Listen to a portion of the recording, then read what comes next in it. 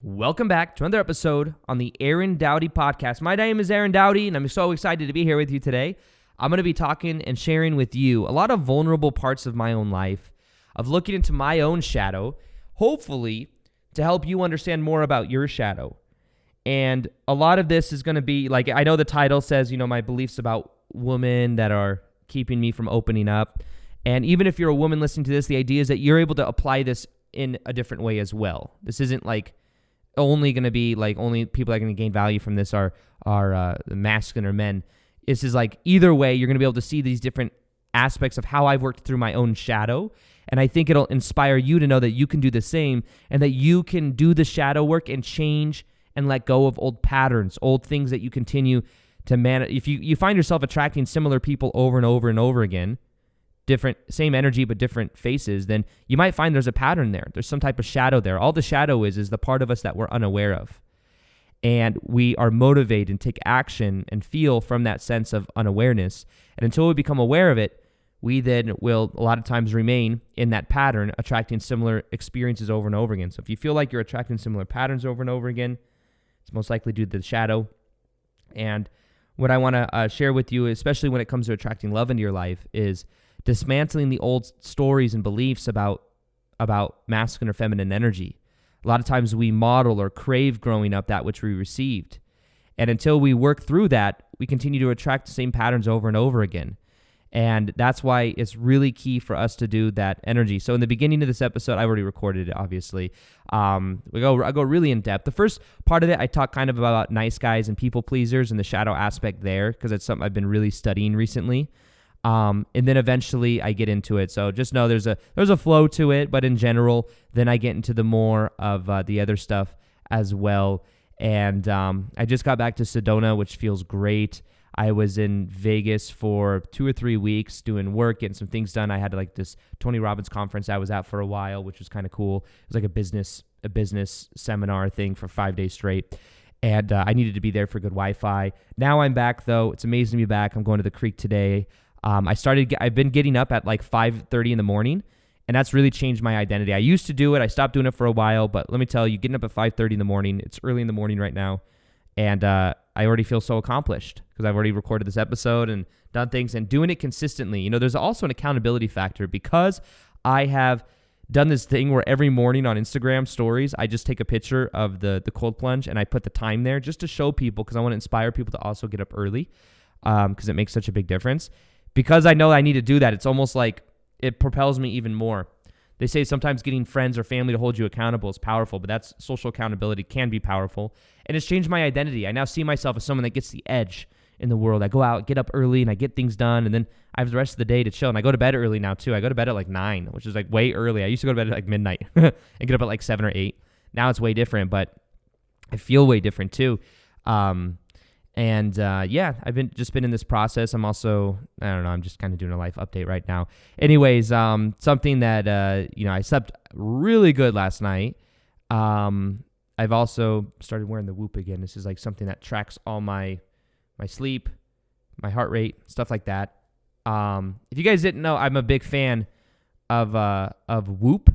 It is something that I wear, something that I have been using for good period of time now. I've been using it for maybe 3 years. I stopped wearing it because I had such a big tan line for a while. But basically what it does is it shows you your heart rate.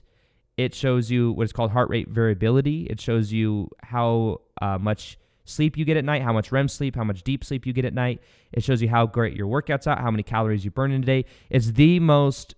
It's considered... I stopped wearing it, but then I saw Tony Robbins wearing it at the... he was wearing it like during his 5-day event, and I was like, oh, I kind of want to wear it again. Not that I'm trying to jump on the bandwagon, but I didn't wear it for a while because I was moving more into yin energy in my life, healing the feminine, which is kind of what this episode's about. But I'm realizing now I want to get back into the more yang energy that I feel so natural for me, but wearing this thing is a part of it. But it's something I definitely recommend. If you haven't yet, you can check out, if you want to check out Whoop, go to aarondoughty.com, AARONDOUGHTY.com/Whoop, WHOOP. Check it out. There'll be a link there, and that'll show you what I'm talking about here. So aarondoughty.com/Whoop. super powerful, something I use. I've got almost all my friends wearing it too. Literally, I've got like probably 8 or 10 people wearing it. They all love it. So anyways, the other thing that I wanted to talk to you guys about, of course, you guys know I'm a huge fan of the way that I have great energy and great sleep. Something that I use as a tool, something called Organifi. It's the highest vibrational supplements that I found. I use what is called Organifi Gold at night for good sleep, and I slept really good last night. And I use their protein as well. It's the highest quality, best tasting vegan protein that I've ever found. And I'm in a phase right now where what I'm doing is I was bulking. Now I'm actually cutting down, but I need to make sure I get enough protein so I don't lose muscle. So what I'm doing is I'm using that protein as well. And it has enzymes in it that help it digest. And the chocolate or the vanilla are both great. Huge fan of Organifi. I've been using it for about a year now. I don't know if it's been a whole year, but I've been using it for a while now. And it's amazing. I also use the greens for energy. That's something I always break my fast with Organifi Green, which is it's got like a whole bunch of phytonutrients and stuff in it that like gives you energy, and there's no crash on it. I don't do caffeine. I do a cold plunge in the morning as well, but Organifi Greens is where it's at too. So huge fan. If you want 15% off Organifi, check out what I use to stay in high vibe. Best tasting organic supplements I found. They're vegan as well, so many of you I know will like that. You go to Organifi, ORGANIFI.com/Aaron, AARON. That is ORGANIFI.com/AARON. And then apply the code at the top. You're going to get 15% off. Get the gold. That's really good for at night. The protein's really good if you're you need more protein, or you're trying to bulk or just retain muscle or something like that, or meal replacement, whatever. And then the greens for energy. Anyways, with that being said, I'm super excited to get into this episode. Let's get into it right meow. Welcome back to another episode on the Aaron Doughty podcast. This episode is going to be about understanding the shadow at a deeper level so that you can do more healing within yourself to also change the reality you're in. A lot of times we may not be aware of it, but I'm becoming very aware of it in my own life right now, especially in many different ways, though, not just about my beliefs about women. Because this video is going to be, even if you're a woman listening to this, or anybody will, I think, be able to take something from this as they see me kind of peel back different layers of my shadow that I've kind of been unaware of for a long period of time. But no joke, these last like 2 or 3 weeks, months, actually, this last year, but I've just been really diving deep inside my shadow. I've been studying a lot of Carl Jung, Jungian psychology. I think that's what's called Jungian psychology. Talks a lot about the shadow, these unconscious parts of ourself. In the men have what is called the anima. The anima is the female side of the man's psyche. And then on the female side, it's called the animus. And the animus is the male psyche, the male, in a way, thought process. Because all of us have both feminine and masculine qualities inside of us. Now, what happens, though, is as we go into the shadow, many times the men will go into their anima and the women will go into the animus. And we go into both sides, of course, but the shadow a lot of times is the part that we're unaware of. That's why it's called the shadow. The shadow means it's something that we're unaware of that's causing us to act in a certain way and be a certain way, to have certain motivations based on that shadow, based on that unconscious parts of ourselves. So, for example, the most common one I talk about, just to give you an example of this, would be that of being a nice guy or being a people pleaser. A nice guy or a people pleaser is someone that has been what could be called domesticated to, we're all wired to survive. And what happens is when someone's a nice guy or a people pleaser, what they do is they seek external validation. And what they do is they think, if I am this way, if I'm really nice, then I will get this in return: love, affection, acceptance. And that's why that people-pleasing, that saying yes when you don't really want to say yes, it's a shadow, because most people aren't aware that that's not the real authentic them. That is the part of them that is trying to remain safe. And the way they're trying to remain safe is when that validation, they value validation and approval. So what they do is they try to do things that are maybe against what they want to do, but are things that get people to like them or accept them. And of course, when it comes to the shadow, and people normally aren't aware, especially when it comes to nice guys and their difficulty of attracting women or love, is due to thinking that the nice guyness is going to get them love, it's going to get them attraction, when in fact it does the exact opposite. It repels women away, or the feminine away, because it shows, in a way, weakness. It shows lack of boundaries. It shows neediness. It shows desperation. But from the conscious part of it won't realize that. This is why shadow work is so important. In many ways, back in my past, I was somebody that you would have called a nice guy. And I think that came from my, in a way, I don't blame it on anyone else. The important part of shadow work is also taking responsibility for the fact that at a certain point in our past, we decided and agreed to that belief, that system of thinking. And I can see how my dad, being the real nice guy, it's interesting. I actually had a conversation with my dad about this like yesterday. I'm back in Sedona now, and before I came here, I went to my dad's house, saw my dad and my sister on my dad's side. And then what I did is I asked my dad about his dad. And I've been super fascinated with the shadow lately. So what I did is I asked him about his relationship with his dad. And his dad, which would be my grandpa, I never actually met. He died in when I was 5, but I never actually went to Florida to meet him. He was in Florida. But from what I understand, he was an alcoholic. I guess he had a really bad car accident years before he passed away, but he had this big wound in his arm that he never got cleaned. That was one thing my dad said. But my dad talked about kind of how, his dad and his mom was in his life till he was about 11. Then they divorced. And then he was kind of going back and forth. And I think my dad craved that certainty in a way. But I also look at my dad, and my dad's mom was a very strong, my Nana.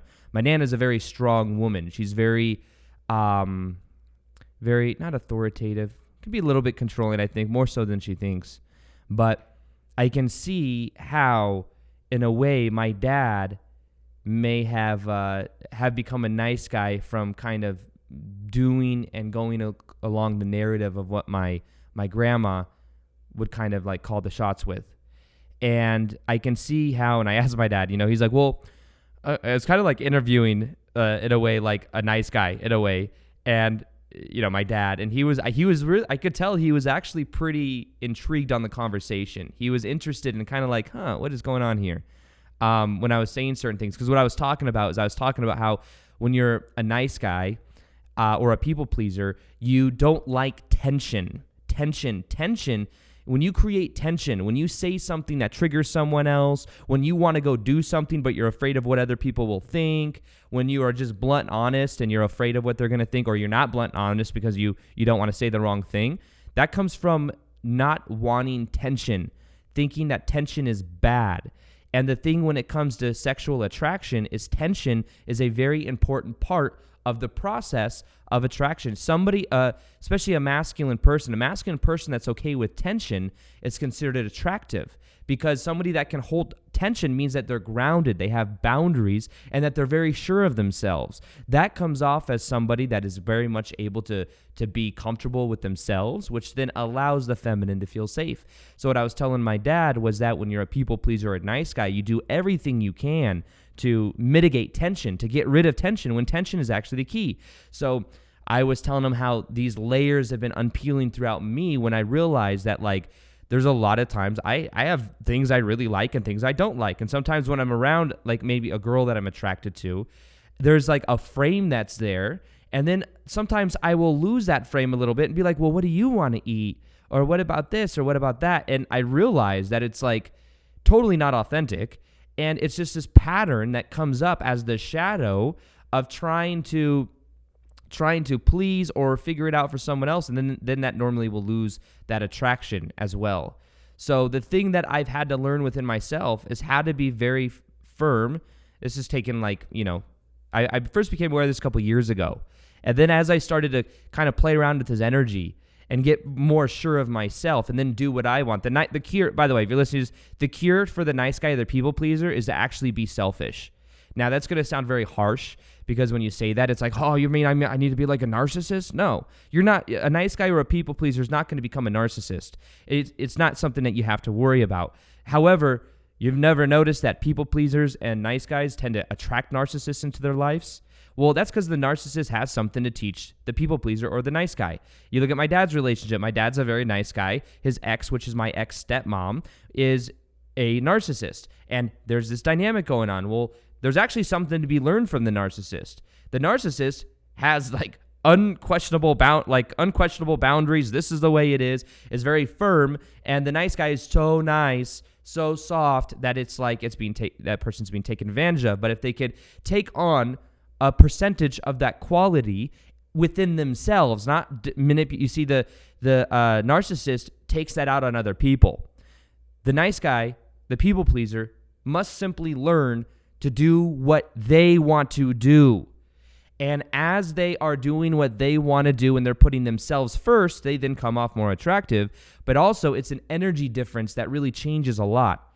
So in a way, when you look at this shadow, what you're able to see is that there's these different facets, these different parts of the energy going on. But then what you'll find is that if you become more grounded in who you are, you become more, a lot of times nice guys or people pleasers are intending to be the cameo in other people's movies. And what happens is that then creates an energy dynamic that is off kilter. And the thing that I would recommend is actually to be a little bit selfish, go within yourself and start to give yourself that validation that you crave. There's no rule that says you need someone else to treat you a certain way for you to feel loved, for you to feel accepted. You can feel that right now just by deciding that that's who you are. That's what you prefer to experience. So a big part of shadow work is looking at these different facets of yourself, of why you are the way you are and why you are motivated the way you are motivated. And when I looked at myself, I'd say these last 3 or 4 years, that's something I've been really letting go of. And a lot of the identity change work really helps too. When you change your identity, when you see yourself in a different way, you find that it's then easier to get rid of that pattern and realize that if you have a negative pattern or a shadow, you can change it. It's not fixed forever. It's not the way that it's meant to be. What you got to do is unravel that which has been conditioned. There's this terminology that come from the books. It's come from the Toltec tradition. Very big, I love looking into the Toltec information. Any book by Don Miguel Ruiz, you got the 4 Agreements, you got the Mastery of Love, you've got Fear and Love, and many of the books. But one of the things it talks a lot about is, these stories. There's this dream of the world that's going on right now. There's a collective dream of all of us together, and then there's our individual dream. Our individual dream is comprised of this has the stories about who we are inside of there. The stories are like the beliefs. And these stories then happen. Something happens in the past, and then we decide who we are. We decide how we have to be to give and receive love. We decide what's safe, what's not safe. We decide what's right, what's wrong subconsciously. Many times this is the shadow. But then we get domesticated, and domesticated is a term from Toltec. And domesticated means that then we are primed to be, act, and feel a certain way in order to get by. So for example, if you have a parent that tells you to be seen and not heard growing up, you may then be domesticated into not speaking up as much, having more of a clogged throat chakra. At the board meeting, you're still not speaking up, or you're afraid to. Something holds you back and you don't know why. But there's a shadow mechanism there from when you were younger that gave you pain when you did speak up. So these are things to become aware of. And that's why as you become aware of them, you then undo them. And as you undo them by becoming aware of them. That's what shadow work is. Shadow is shining light on the shadow, and then it's not the shadow anymore, or you're accepting of that shadow. It's then you're aware of it. And then you don't let those motivations still run you anymore. So when I was going through and letting go of that whole nice guy complex, a lot of it was like, hey, what do I want to do right now? As I was aware in the moment, I can either do what I want to do or do something someone else wants to please them, with the end result. It doesn't mean you don't ever do something somebody else wants to, that would make someone else happy. It means you don't do it from a neediness or a place of, I would like your validation and love in exchange for it. So what I did is I became aware of that. And then as I let that go, I was then able to start doing what I want to do. And I would then wire that in. And with action, you start to get new reference experiences. And also remember, your personality is not fixed. It's not static. It's always changing. You can give yourself permission to change quicker and more drastic, and more in a drastic way by just making a new choice about who you are. So I let go of that whole complex. A lot of nice guys and people pleasers will get like almost a sense of significance off being different. Nice guys are like, I'm not like all the other guys. And it's because you're not. You're more like like the girlfriends. They treat you like a girlfriend. You know what I mean? It's like, oh, he talks to me. He listens to me vent. It's really emotional with me. And that's why that attraction isn't there. But the significance comes from it. People pleasers sometimes, well, I'm such a giving person. I remember when I even asked my dad about the nice guy thing yesterday. He's like, I was like, well, what do you, why? He's like, I just believe that, karma, like what you put out is what I treat others as you would want to be treated. And I'm like, yeah, that's a great philosophy. And I agree with that. Treat others as you would like to be treated. But understanding and becoming comfortable with tension, I think, is really key to developing more masculinity, to becoming more strong, even for the feminine listening to this. This is just general polarity, the way that it works. Tension, if you watch any movie that you have ever seen, the reason you liked that movie is because there was emotional or physical tension in it. And there was, there's a problem, a conflict, and then that helps this person grow, and then they're transformed.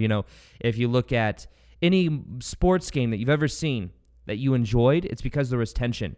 If one team gets blown out by the other, there's no tension, and normally people will leave during the third quarter or whatever it is, if that's happening. So tension is really the key. And when it comes to what women sometimes don't understand, this guy seems perfect. I don't know why I don't like him, and why am I not attracted? Well, it's because he is not being himself so unapologetically, and he's not providing that tension. Tension isn't abuse. There's positive and negative tension. That's why you see some feminine or woman will go back to some guy that's abusive, is because that abusive guy is giving them tension, even though it's negative tension. And that's why they continue to go back. And then they meet some really nice guy that their friend set them up with. And he's like, oh, Carl's such a nice guy, but I don't know why. I'm just not attracted to him. Well, there's this play on tension. And tension is not a bad thing. It's about just being aware. Like in the masculine, if you are okay with tension, it means that you can be a leader. You can tell what you like and what you don't like. You can tease. You're not afraid to be bold. You're not afraid to be on your purpose. These are all more things that will make the feminine feel more tension. Now, in general, let's go ahead and I know it's like 15 minutes into this, but kind of the topic of this is beliefs about women that keep me from opening up. So in many ways, I would say, I'd say that I thought that I worked through and had this like new view of the way that I saw and see women. And that's because, if you guys don't know, just to give you a little bit of a quick update, not update, but like of kind of how I grew up. Between the ages of 7 to 16 years old, my parents were divorced when I was 5, very common, I think. And then at about 6 or 7, my dad met my ex-stepmom. My ex-stepmom was in my life from 7 to 16 years old. And she is what you would call a narcissist or a sociopath. She is extremely manipulative. She's abusive. She's emotionally, mentally abusive. And she was very controlling. It's kind of like having an army general as like I think she's somebody that also was diagnosed with borderline personality disorder, from what I've heard. But in general, just not a pleasant person to be around, very controlling. And that was when my brother and I have a brother that's 3 years younger than me. Him and I were, by 7 years old, my brother was like 5 or 6. What happened is she was in our life, and she was very controlling. And it in that period of time, slowly, before that, we were like normal kids. We could watch TV, we had Nintendo, we were allowed to play with friends, we played outside a lot, rode bikes. After she came into the picture, then within a couple months, the TVs got taken away. Nintendo got taken away. Then after that, it got progressively worse to where then we didn't have really any privileges at all. Then eventually it was like, just go to school.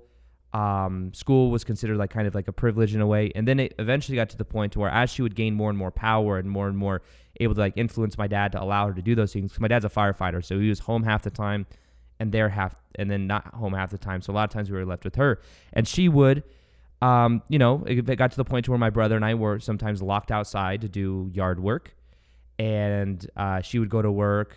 My dad would be at work, and then she'd come out like 8 hours later, and then we'd be able to go back inside, and we'd have all these chores that we had to do. There were times I contemplated running away and stuff like that, but I had nowhere to really go, because then she also brainwashed my brother and I not to want to go to our mom's house. Because if we went to our mom's house, what would happen is we would then get back from our mom. We'd go to our mom's house for like 2 days. We'd come back, and then we'd get in so much trouble. We'd get so much pain that then we wouldn't want to go to our mom's house the next time. And then she would brainwash us with all this stuff about how bad our mom is and stuff that wasn't true. And then we had like no other outlet. And I think that's what narcissists will do sometimes, is they will like extinguish, like get rid of any other potential threat to themselves. So what happened is then my brother and I, and then 16 years old came. I was 16. My dad finally divorced my ex-stepmom, and then I never had to see my ex-stepmom again. However, even though I never had to deal with my ex-stepmom again, I attracted into my life at many different points someone that was very similar to my ex-stepmom, that was very controlling, very manipulative. One of my first ever girlfriends I was with for 3 or 4 years, and it was also 2 or 3 years longer than it should have been, but I could see how my dad was in that relationship longer than it needed to be, and how I kind of took on a similar pattern. Remember, we're kind of absorbing the patterns as we grow up. And then what happened is I was going through and my ex-stepmom or whatever, and or that pattern that I had, and then the ex-girlfriend that I had, I eventually broke up with her, and within breaking up with her, about 2 weeks later, I got transferred. I was like 21 at the time. I got transferred at Nordstrom's in women's shoes to Salon designer shoes, and the manager of that department was the same as my ex-stepmom, literally the same personality. It was crazy. And what happened is until I became aware of the shadow that I believed women were trying to control me. Women wanted to manipulate me. That was the belief system I had. So there was always someone in my life to reflect back that story to me. And then I had a spiritual awakening in 2012 where I became aware of this. I then went through a very powerful process of letting go of that belief, letting go of those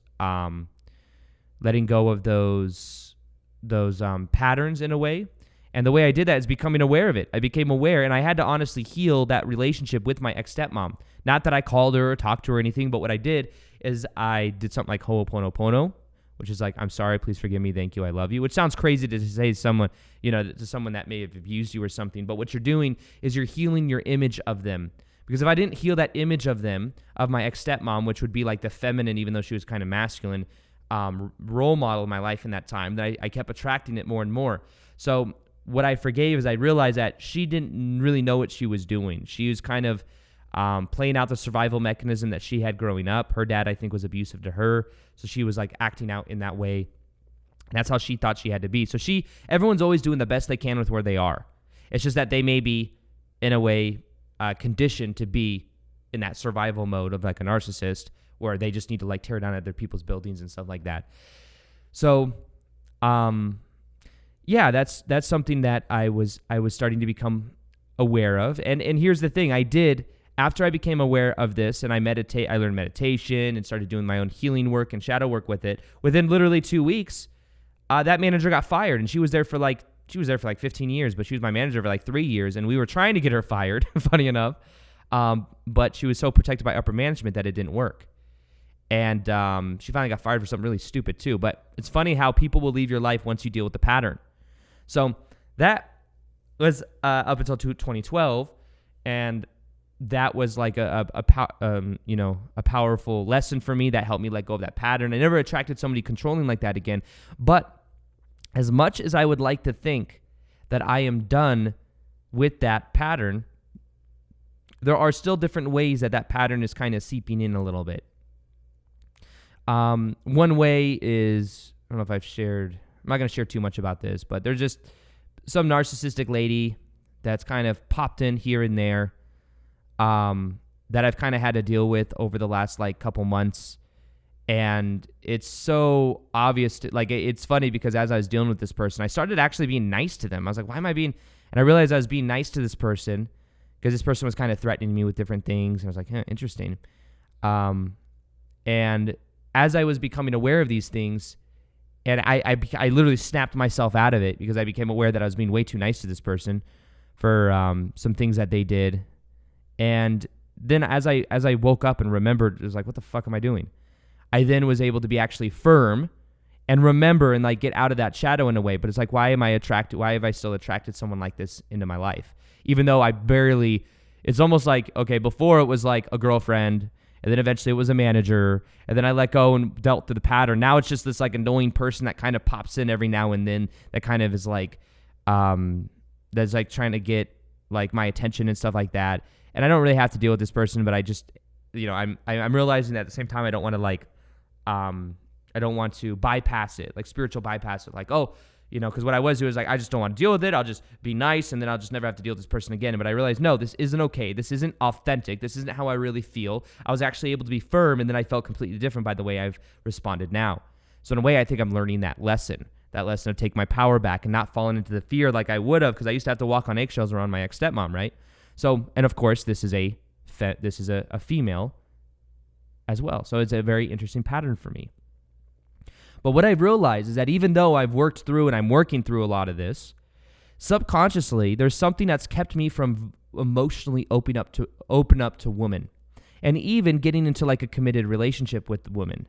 I think that in the past, I can remember a couple girlfriends that I've had where, in a way, I don't know, this is the weirdest thing. I never really wanted other people to know that I was in a relationship with some like someone I was dating. So I remember one time there was like, after we dated for a couple months, it's going to sound kind of, I don't know how it's going to sound, but after a couple months of dating this one chick, she like posted something on her Instagram of us. And I don't know why I did this, but what I did is I wanted to post that, like the same picture, but I literally cropped her out of the photo, and it was just a picture of me. And I like told her, I don't mean, it was before I was on YouTube. This is like when I was having that 9-to-5 job. And I can't only imagine how she felt because I literally cut her out of the photo. And one of my coworkers noticed that, like, oh my God, did you cut this person out? And I don't know what I did it, but I think I was I don't know. There was something that caused me to like do that. Maybe I was thought I was weak for being in a relationship, afraid of commitment. I don't know. But I looked at that, and to this day, I don't know exactly what that was. But I do know that I've held myself back. I still have this subconscious fear of what I've seen my dad go through. So my dad went through and divorced my ex-stepmom when I was 16 years old. And that ex-stepmom made it like literally tried making it hell for my dad. My dad's had to go to court, but this chick, my ex-stepmom, would lie about everything. She's lying to the courts, then they don't know who to believe. My dad's so nice that he's like, kind of like trying to, just tell the truth and like, no, this isn't true, blah, blah, blah. But in many ways, I can see how that pattern has like continued to come up in certain ways. But in the feminine, like when I look at the way that I see feminine energy, I think subconsciously I have some form of belief or subconscious story that's still there that keeps me from opening up, that keeps me from feeling like I can be vulnerable, that keeps me from committing in certain ways. And that's been something that I've been going into the shadow of. Like, why is that there? What are my actual beliefs and what am I afraid of? And here's another thing that I've realized as well. So look into your own parents and see if this is something, a reoccurring pattern in your life. If you had a primarily strong female or masculine presence, do you find yourself recreating or attracted to something similar to that? So when I look at my own shadow work, and I look to my own exes, a lot of times I attracted more strong women, strong personalities. And I wonder if that's because that's similar to, in a way, what I'm used to growing up is having a very strong female personality. I attracted that in a couple of my ex-girlfriends, and only now am I able to like more so, not that there's anything wrong with that, but the issue is that sometimes that becomes more of a masculine strong energy where someone wants to control and manipulate, which is my kind of like subconscious fear that I'm going to be with someone that's going to control, manipulate, or I'm going to regret committing in some way. So one thing that I'm really doing right now is realizing my beliefs. Because what I was saying a minute ago. So my dad went through so much pain from that divorce, and she like lied about how much she made. My ex-stepmom made like a lot of money, but she claimed because she, as a business, she only pays herself like $30,000 a year. So then my dad has to like pay her a whole bunch more, and it's like I'm seeing all of this like negative things happen. So I think subconsciously as well, I have this story about getting together with someone and then divorce, then taking half your stuff. Like that's a belief. It's obviously, I did an episode with my friend Rebecca the other day, and that was like something that I just randomly blurted out, and I would have blurted it out for a reason. So now that I've become successful, I think part of the fear is like, oh, what if I meet someone and they try to manipulate, or they're really nice and they get in my sphere, and then we like each other and then we're together, and then something happens, and then it's like what my dad went through. So the problem with this is that then that keeps me from opening up, attracting a relationship, attracting somebody that would have a great relationship with, and also that strong feminine or strong masculine energy that I think any of you can look at in your lives. I think the key is really becoming aware of it to see what is it trying to show you. For myself, it's showing me that I need to be more rooted in myself and be more strong myself, and that as I'm more strong myself, I'm more likely to attract somebody in that would be more of a, because I think what I really crave is someone that's nurturing. I crave like a nurturing feminine energy because I never really received that growing up. But I kept attracting in more strong personalities in my past relationships. And what I'm realizing is I have to go within myself. I have to heal the feminine energy inside myself, because it's become more of like that toxic feminine energy where it's like I can see how that's what it was demonstrated growing up. So that's kind of what I expect, or in a way. So what I'm having to do is, this is like the part where I kind of share what I'm doing about it. And first off, awareness is the most powerful thing. Become aware of these patterns. Become aware of this energy within yourself, and then see what you can do to change that energy.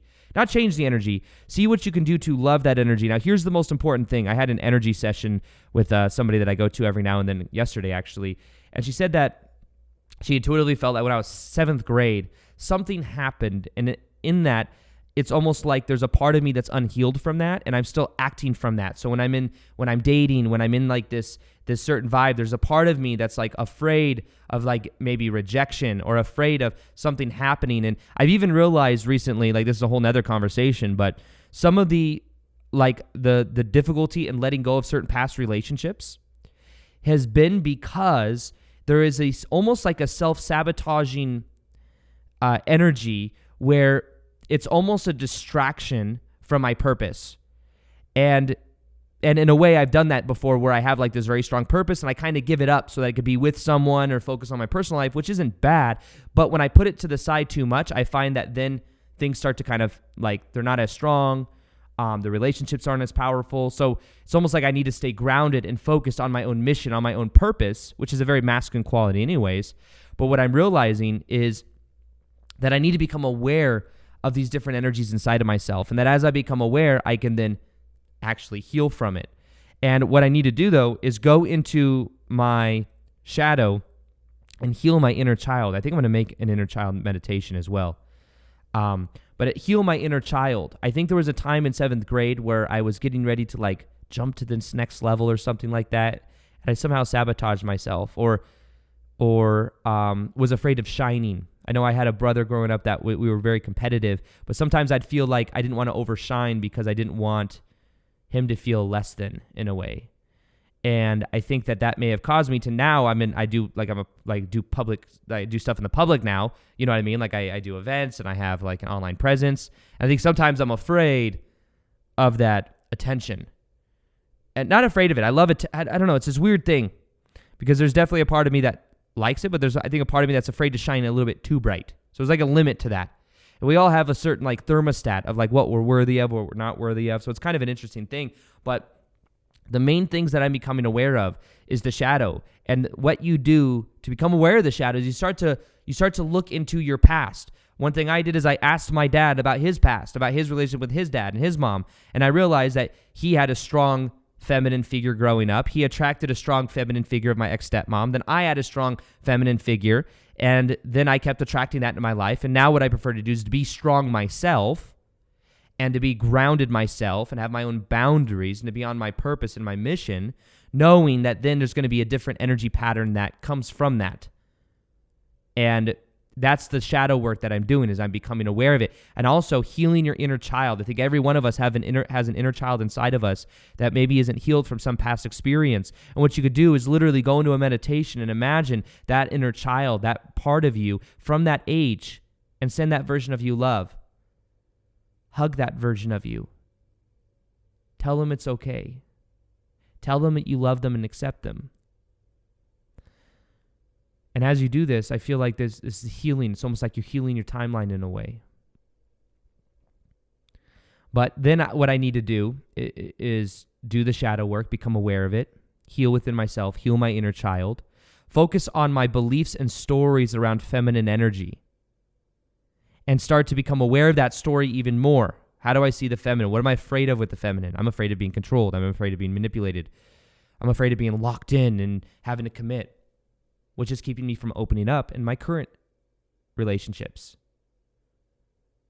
So the thing that I'm having to do is to then, the idea would be for me to become aware of those stories and then to do something like The Work by Byron Katie.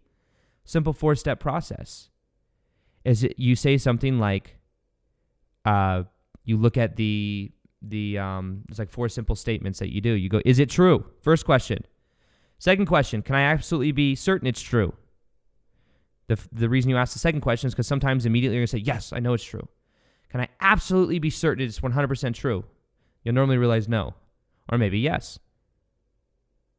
And then the third thing is, how do I act, feel, or am when I think that thought?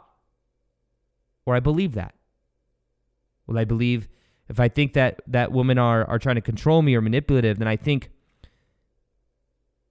they are, I in a way kind of close in a little bit. I don't open up as much.